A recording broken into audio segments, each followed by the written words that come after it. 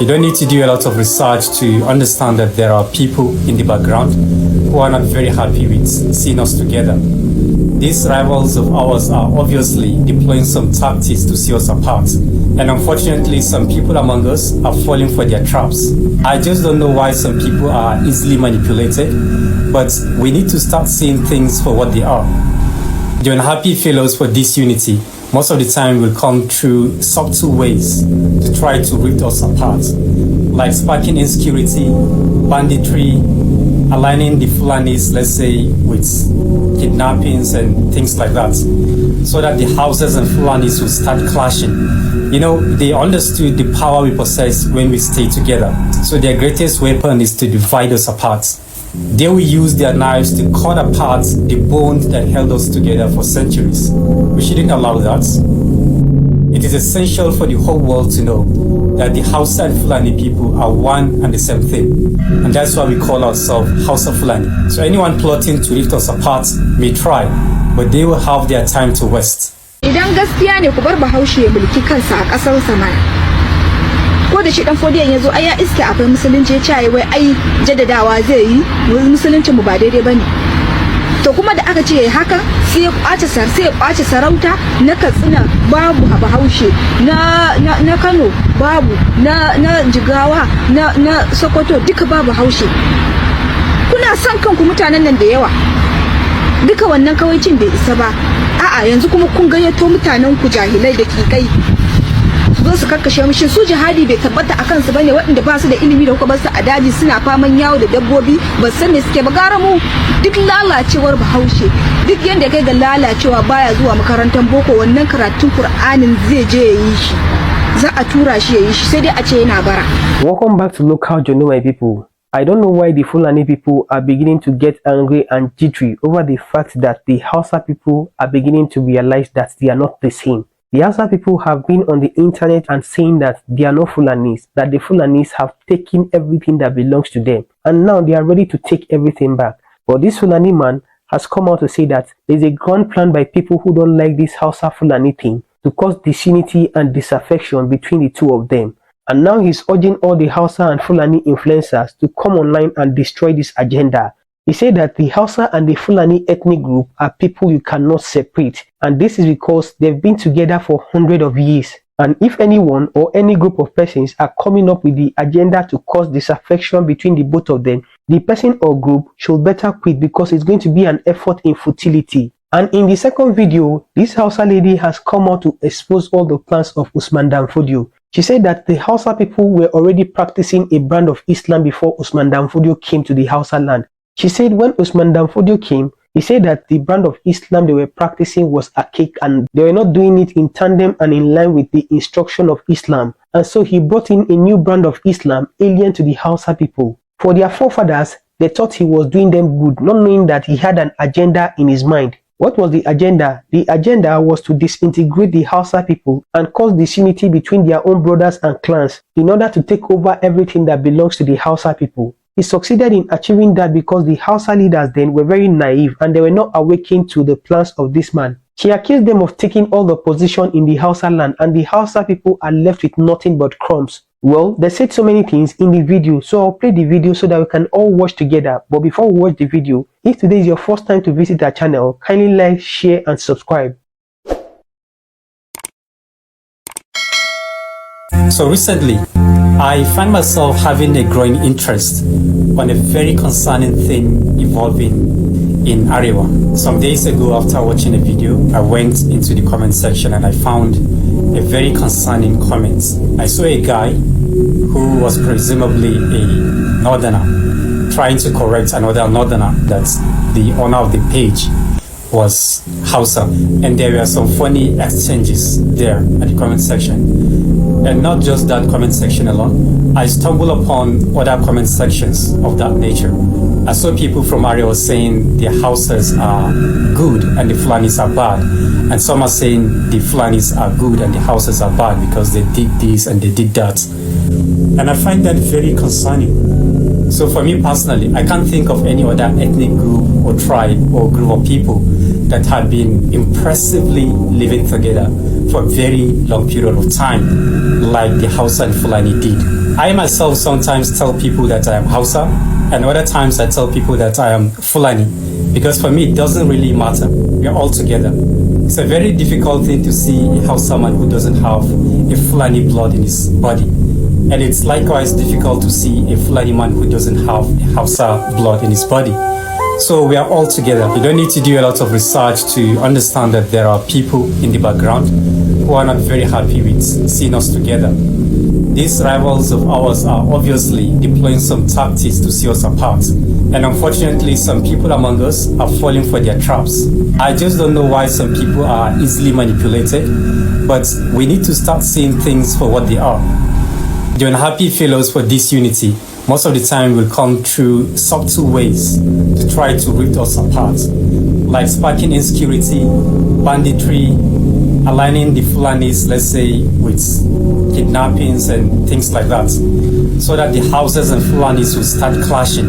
You know, they understood the power we possess when we stay together. So their greatest weapon is to divide us apart.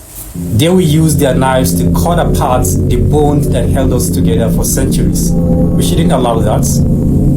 It is essential for the whole world to know that the Hausa and Fulani people are one and the same thing. And that's why we call ourselves Hausa Fulani. So anyone plotting to lift us apart may try, but they will have their time to waste, because blood is thicker than water. So the hashtag for 2025 and beyond is helpful. We stay together forever. For our Arewa people, we need to understand the power that we have when we are together. So many tremendous benefits, and we are going to do extraordinary things when we stay together, much better than we would when we are apart. So let's guide those individuals among us who have already started dwelling. Let's help them to stay tight. Our northern influencers also need to weigh on this. You need to start speaking up on this. People need to understand that we need that unity because it is our source of power. Idan gaskiya ne ku bar Bahaushe ya mulki kansa a ƙasar sama. Ko da shi dan fodiyan yazo ai ya iske akwai musulunci ya ce wai ai jaddadawa zai yi musulunci mu ba daidai bane. To kuma da aka ce haka sai ya kwace sarauta na Katsina babu Bahaushe, na Kano babu, na Jigawa, na Sokoto duka babu Bahaushe. Kuna son kanku mutanen nan da yawa, duka wannan kawaicin bai isa ba.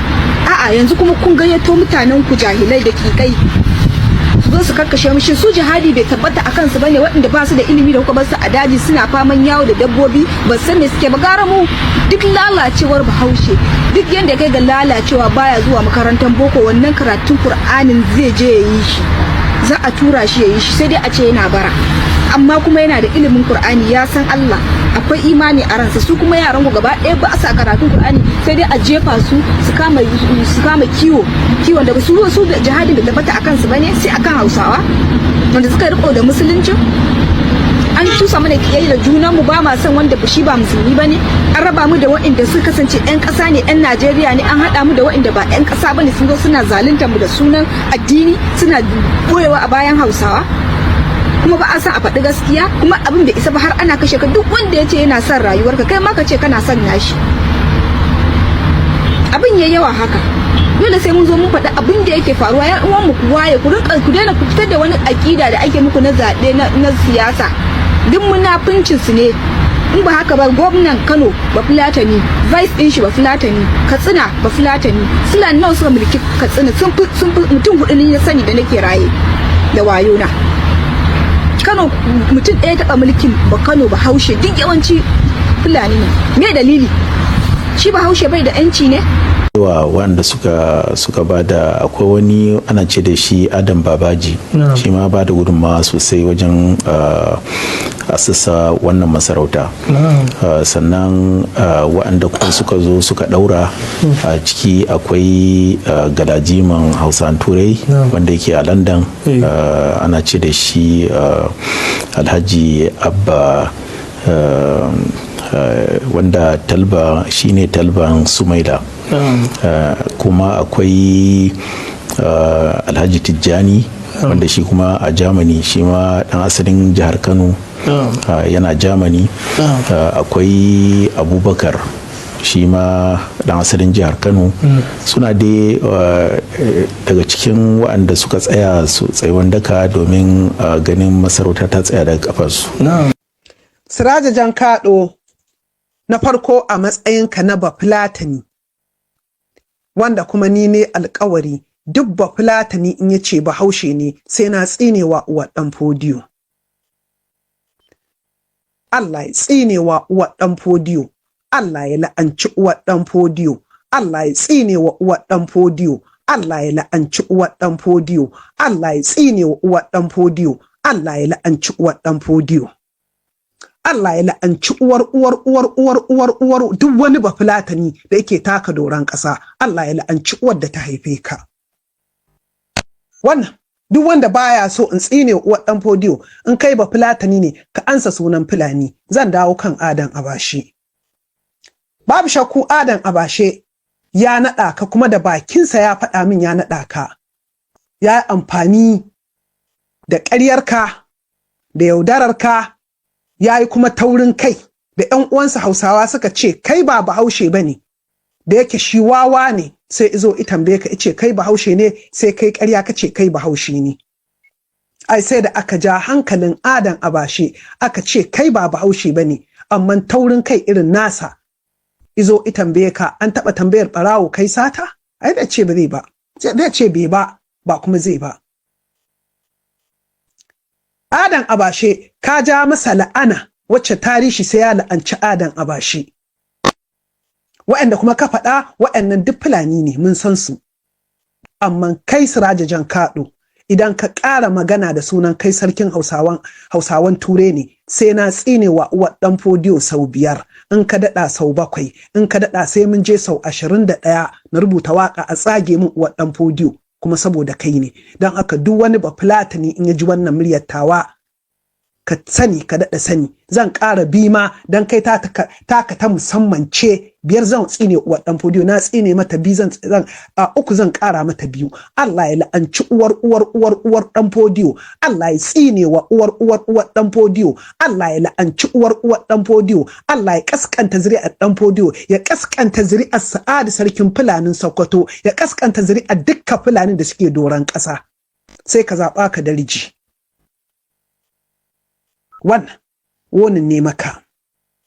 Dan ubanka, in fa ka san uban naka, da kuka yi wa Adan Abashe ƙarya kuka ce kwai ka bar sarauta ka tafi Afirka ta tsakiya. Ai dan ubanka ka ga hotunanka da in je Afirka ta tsakiya, in ɗauko hotonka a gidan sarkin Afirka ta tsakiya ka ce wai kai sarkin Hausa ne. A gidan ubanka ka zama sarkin Hausawa, ɗan cire, ɗan zina, ɗan gaba da alfatiya, kai ɗan iska ne ƙasƙantacce wulaƙantacce.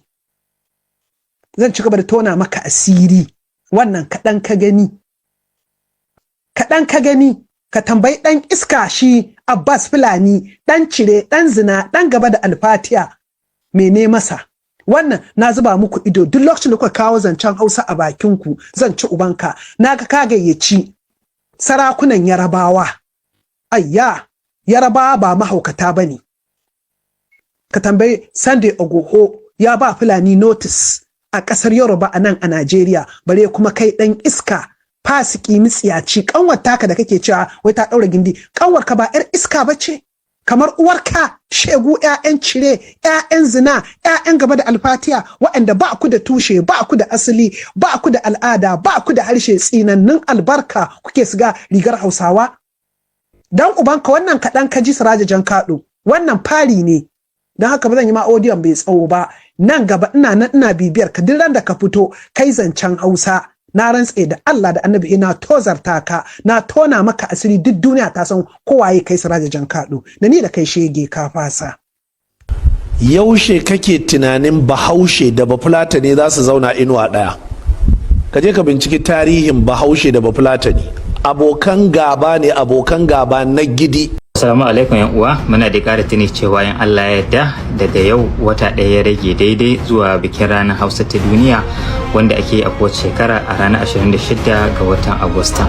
In Allah ya so ya yarda a wannan shekarar za mu yi bikin a karo na 10 domin a shekarar 2015 muka fara wannan biki. a lokacin da kuke saka rigar Hausawa kuke ci kuke sha da sunan Hausa kuke kuma yaudarar Hausawa har ake ce maka kai mujaddadi ne.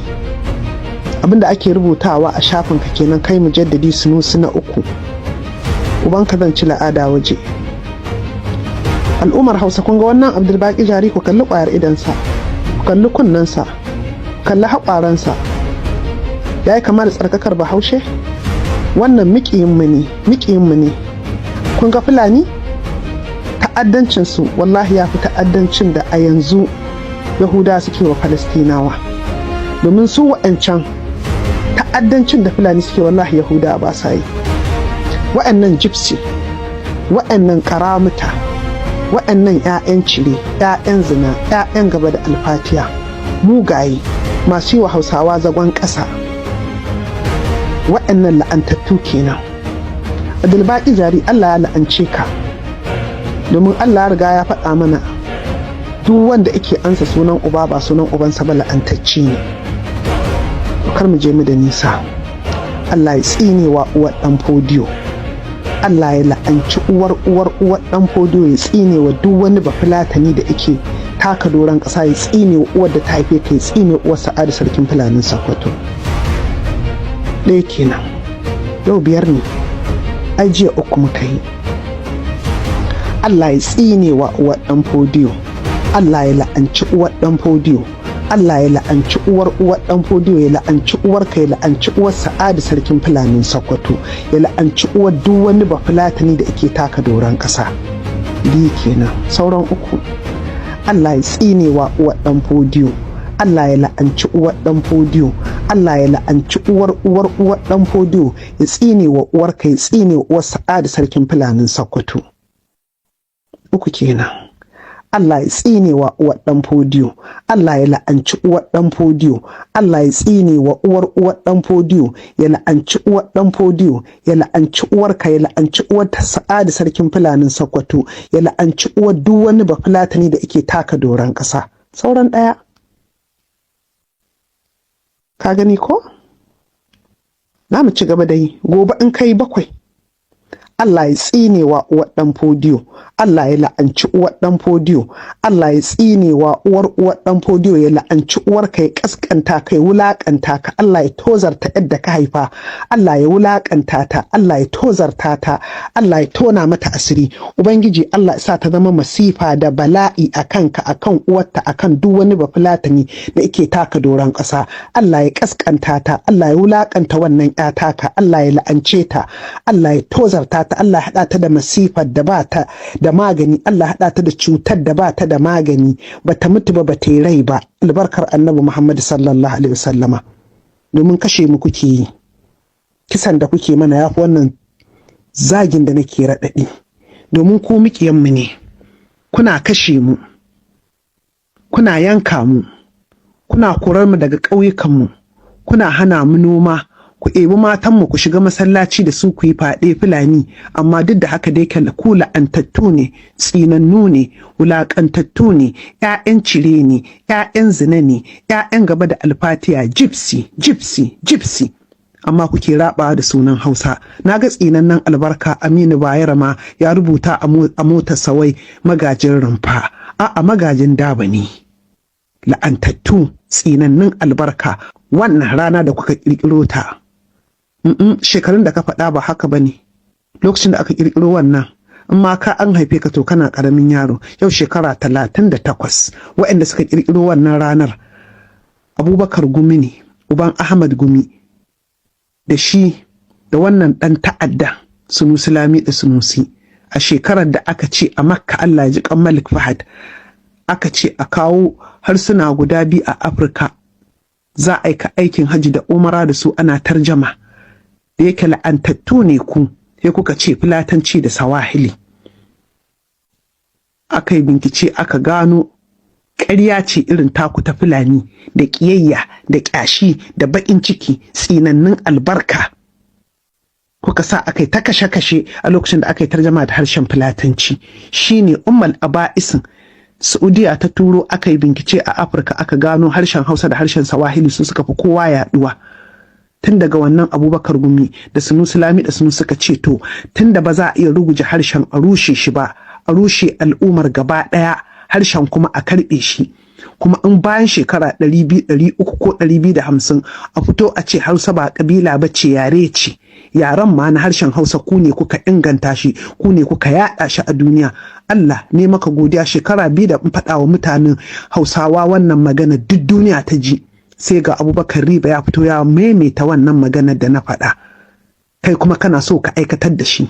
Dan ubanka wannan ranar da ka kirkiro ta 26 ga watan 8 ba kai ka kirkiro ta ba, Abubakar Gumi ne da Sunusi Lami da Sunusi, waɗanda kuma suka shirya wannan duk abubuwan da kuke. Kungiyar Miyar ta Allah ce, kungiyar Miyar ta Allah, kai mamba ne a Miyar ta Allah, a gaba a Miyar ta Allah. Mun san irin makirci da kuke a rubuce-rubucen ku dan ubanka, shege la'antacce. Allah ya tsine uwar da ta haife ka, Allah ya la'anci uwar da ta haife ka, Allah ya kaskanta ka wannan yar taka, Allah ya dora mata cutar da ba ta da magani, Allah ya kaskanta ta, Allah sa ta zama babbar yan luwaɗi, ta zama babbar karuwa, ta zama la'antacciya a cikin kabilar Fulanin ma, ai ka tsattar mata da yawu, ta fi kowa fajirci da zina da kaskanci da wulakanci. Allah ya tsine wannan yar taka, Allah ya haɗa ta cutar da ba ta da magani.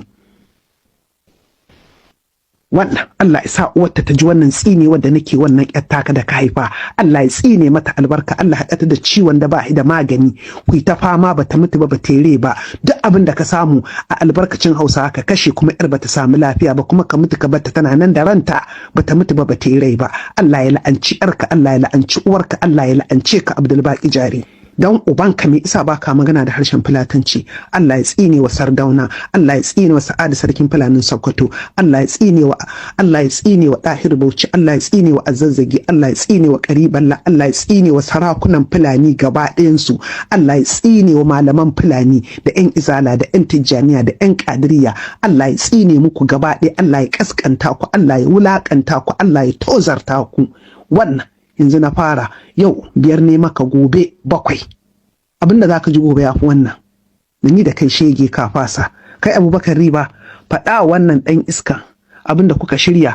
Kai da yake Allah ya matsa bakinka, ka wanke ni, ka fito ka faɗa. Shekara 2 da na faɗa aka ƙaryata ni, yau gashi kai ka fito ka faɗa. Faɗa masa kuma bayan nan akwai ɗan iska shi ma mawaƙi, faɗa. Kai kuma Albani Zare ka rufe min magana ta. Na ɗaya kenan. Na biyu, yaren da muke magana da ita da shi yanzu, Hausan da muke magana, Fulani ne suka kai wannan yare inda ya kai yanzu. In kai ba Haushe baka sani ba, Fulani ne suka kai yaren Hausa inda yake a hali yanzu. Wanda ya rubutu a Hausa magana jari ce. Abubakar Imam ba Fulatani ne. Duk duniyar Hausa ba samu wani marubucin da ya kai shi ba har yanzu. Ba Fulatani ne. Mawaƙi na Hausa wanda har duniyar Bahaushe babu irinsa a hali yanzu, Bahulatani ne, shine Shata. Mafi yawan ƴan dirama da ƴan fina-finan nan da ke yada harshen Hausa a kafafen yada labarai da fina-finai, mafi yawan su Fulani ne. Saboda Hausa bata kai gegin da ta kai yanzu ba sai da albarka Fulani. Wannan ne ba zan bar ku ba. Wannan ba zan bar ku ba. Ka kalli idan ka kalli idan Abubakar Riba. Daga ganin idan ku ido ne kamar na alade. Ƙwayar idan ka dan Allah ka kalli mudubi ka ga kamar ƙwayar idan Abubakar Riba yake, duka akan akwai DNA ɗin enamo a jikinku, na dabbobi a jikinku. Idan ka ba idan Hausa bane, ka kalli goshinka, ka kalli haƙwaranka, ka kalli kunnuwanka. Dan Allah dan Annabi kai kama da mutum. Akwai jinin dabbobi a jikinku, shi yasa matanku suke haifar ƴaƴa da jela. Ku mayu ne, Fulani ku mayu ne. Ba mu san luwaɗi ba, ba mu san zina ba, ba mu san garkuwa da mutane ba, ba mu san maita ba, sai da Fulani kuka shigo ƙasar Hausa. Zan ci gaba da tona maka asiri Abdul Baki Jari. Wanda bai san gaskiyar ku ba ma zai san gaskiyar ku gobe. Abinda zaka ji sai ya baka mamaki.